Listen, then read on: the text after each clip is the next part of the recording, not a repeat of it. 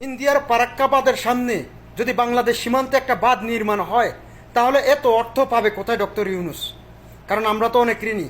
Doctor Yunus সাহেব, আপনাকে বলতেছি, অর্থের কথা আপনি চিন্তা করবেন না। আপনি একটা অ্যাকাউন্ট খোলেন, আমরা প্রবাসীরা যা পারি ওই অ্যাকাউন্টে দেব।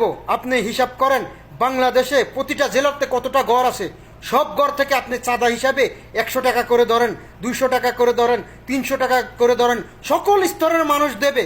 ডক্টর ইউনূস সাহেব, বাংলাদেশে যে মোবাইল কোম্পানিগুলো আছে এক সপ্তাহের মধ্যে তাদের যে পয়সাগুলো হয় ওই পয়সাগুলো আপনার আওতায় আনেন।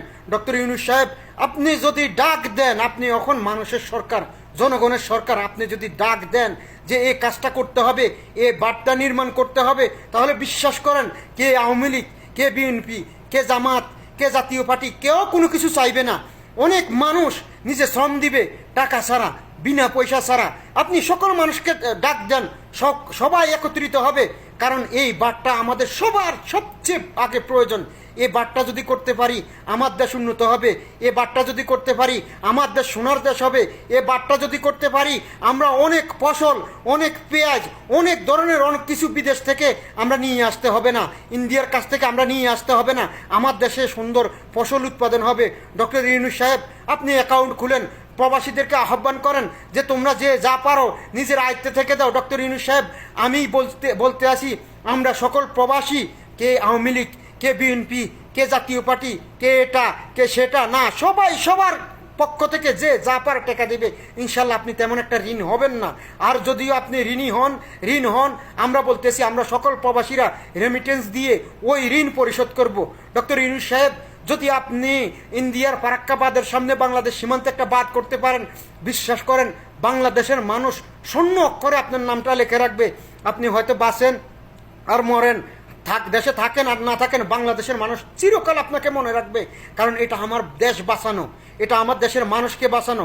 আমরা প্রতি বছর ধ্বংস হয়ে যাই ইন্ডিয়ার কারণে। ইন্ডিয়া আমাদেরকে উঁচু হয়ে উঠতে দেয় না, ইন্ডিয়া আমাদেরকে খাড়া হয়ে উঠতে দেয় না। এই বাঁধটা দিয়ে আমাদেরকে প্রত্যেকটা বছর ধ্বংস করে দেয়। তাই ডক্টর ইউনূস সাহেব, আপনি এখন জনগণের মন্ত্রী, জনগণের প্রধানমন্ত্রী। আপনাকে বলতেছি ডক্টর ইউনূস সাহেব, আপনি বলেন সর্বস্তরের সমস্ত মানুষ, দেশের মানুষ, একটা রিক্সাওয়ালা মানুষ, একটা ফকির হইতে সবাই সাহায্য করবে, সবাই এর জন্য সাহায্য করবে, সবাই শ্রম দিবে। আমরা প্রবাসীরা এক হয়ে শ্রম দিব, টাকা দিব, যা লাগে তাই দিব। প্রয়োজন হলে আপনি ঋণ করেন, ওই ঋণ আমরা প্রবাসীরা রেমিটেন্স দিয়ে শোধ করব। দেশের সরকারি খাত থেকে আপনি একটা টাকাও দিতে হবে না ইনশাল্লাহ।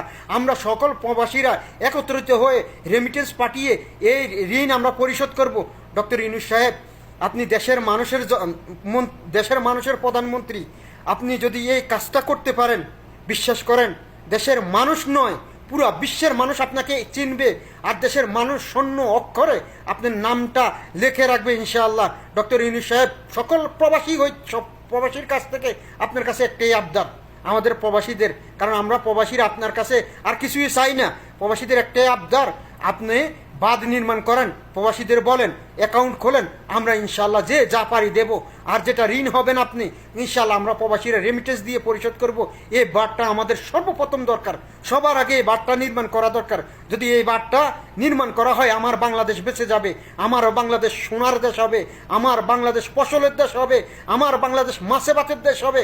আমার কোনো কৃষক ভাই আর কান্না করতে হবে না, আমার কোনো ভাইকে আর পানির উপরে কবর দিতে হবে না, আমার কোনো ভাই আর পানির কারণে অসুস্থ হয়ে মরবে না। আমার দেশটা সোনায় সোনায় ভরে যাবে। ডক্টর ইউনূস সাহেব, আপনি দেশের একজন প্রধানমন্ত্রী। এখন আপনি কারো প্রধানমন্ত্রী না, দেশের জনগণের প্রধানমন্ত্রী। দেশের জনগণের কথা চিন্তা করে আপনি বাঁধটা নির্মাণ করার ব্যবস্থা করেন। সকল প্রবাসীদের কাছ